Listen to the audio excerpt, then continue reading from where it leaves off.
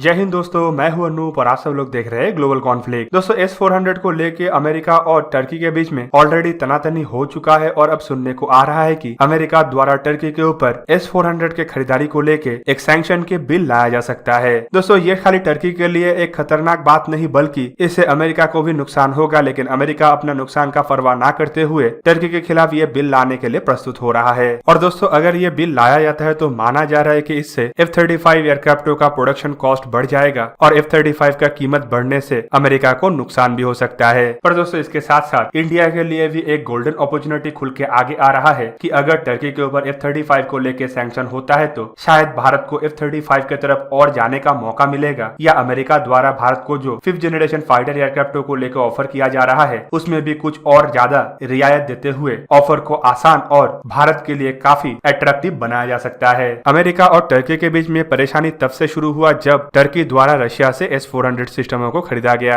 और दोस्तों इसी वजह से अमेरिका द्वारा एक तरीके से अपने नाराजगी जताने के लिए टर्की को F-35 प्रोग्राम से बाहर कर दिया गया। F-35 प्रोग्राम के तहत टर्की इन एयरक्राफ्टों के कंपोनेंट्स का मैन्युफैक्चरर है और टर्की के अंदर 400 से अधिक ऐसे कंपोनेंट्स को बनाया जाता है जो किसी और देश में नहीं बनाया जा रहा है। और दोस्तों इस प्रोजेक्ट में टर्की पार्टनर होने के वजह से टर्की की तरफ से अमेरिका से बड़े संख्या में F-35 भी खरीदा जाने वाला था। ऑलरेडी अमेरिका और टर्की के बीच में पायलटों का ट्रेनिंग का प्रोग्राम भी रन हो रहा था, लेकिन जब टर्की द्वारा रशिया के साथ S-400 के डील के ऊपर हस्ताक्षर किया गया तो पायलटों के ट्रेनिंग को भी बंद कर दिया गया और टर्किश एयरफोर्स के लिए जो F-35 को बनाया गया था उसे भी टर्की को देने से मना कर दिया गया था। पर दोस्तों अभी भी टर्की में F-35 के कंपोनेंट्स को मैन्युफैक्चर किया जाता है और अगर टर्की में इन मैन्युफैक्चरिंग को पूरी बंद कर दिया जाएगा तो इससे अमेरिका को कॉस्ट में नुकसान होगा, क्योंकि इन कंपोनेंट्स को दूसरे देशों में बनाने के लिए फिर से मैन्युफैक्चरिंग प्लांट और इन्वेस्टमेंट का जरूरत पड़ेगा। और माना जा रहा है कि इससे करीब करीब हर एक F-35 का कीमत करीबन $9 मिलियन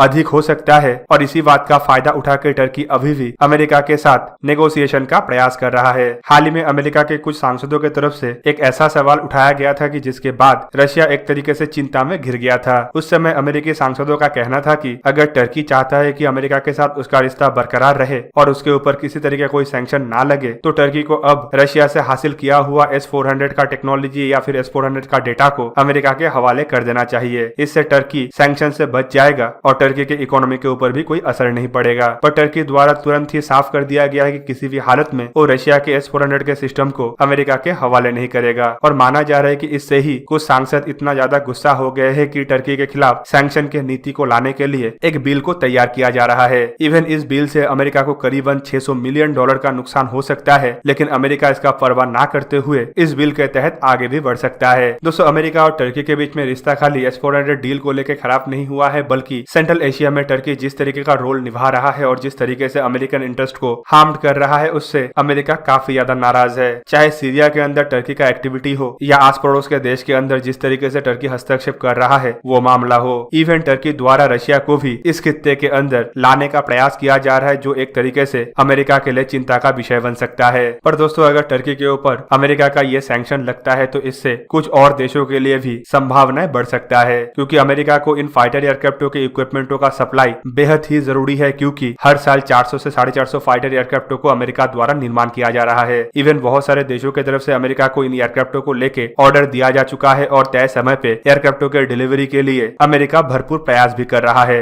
और दोस्तों ऐसे समय में भारत जैसे देश के लिए एक महत्वपूर्ण मौका हो सकता है, क्योंकि अमेरिका दूसरे देशों के अंदर भी अपने डिफेंस इक्विपमेंट मैन्युफैक्चरिंग के लिए इन्वेस्टमेंट कर रहा है। बोइंग और लॉकहीड मार्टिन कंपनी की तरफ से ऑलरेडी भारत के अंदर बहुत सारे प्राइवेट कंपनियों के मदद से इक्विपमेंटों को बनाया जाता है और इन इक्विपमेंटों को अमेरिका में इंपोर्ट करके फिर फाइटर एयरक्राफ्टों को तैयार किया जाता है। एग्जांपल के रूप में आप F-16 का विंग ले ले या फिर अपाचे हेलीकॉप्टर के फ्यूसेलाज ले ले। इन सभी इक्विपमेंटों को इंडिया के अंदर बनाया जाता है और अमेरिका इसका इस्तेमाल करके अपने फाइटर एयरक्राफ्ट और एडवांस्ड हेलीकॉप्टरों को मैन्युफैक्चर भी कर रहा है। ऐसे मौके में अगर इंडिया द्वारा अमेरिका का इन इन्वेस्टमेंट को अट्रैक्ट किया जाना संभव होता है तो भारत के अंदर छोटे बड़े नया प्लांट लग सकता है, जहाँ पे इन इक्विपमेंटों का मैन्युफैक्चरिंग के साथ साथ आने वाले समय में भारत के अंदर बड़े इक्विपमेंटों को मैन्युफैक्चर करने का ऑप्शन भी आगे आएगा। दोस्तों इससे आने वाले समय में अमेरिका की तरफ से बनाया हुआ एडवांस्ड फाइटर एयरक्राफ्ट भारत में आने का संभावनाएं भी बढ़ जाएगा और जो कुछ एक्सपेक्टेशन किया जा रहा है कि अमेरिका द्वारा भारत को advanced 5th generation fighter aircraft देने के लिए प्रस्ताव रखा गया है उसका भी ऑप्शन उभर के सामने आ सकता है। दोस्तों अमेरिका जिस तरीके से भारत को हथियार बेचने का प्रयास कर रहा है और अलग अलग ऑफर का पेशकश कर रहा है, उससे तो संभावना ये भी लग रहा है कि अगर टर्की के ऊपर F-35 के कंपोनेंट मैन्युफैक्चरिंग को लेकर सैंक्शन लगता है तो ये टोटली भारत में शिफ्ट होने का संभावना सबसे ज्यादा है। इवन भारत में खाली अमेरिका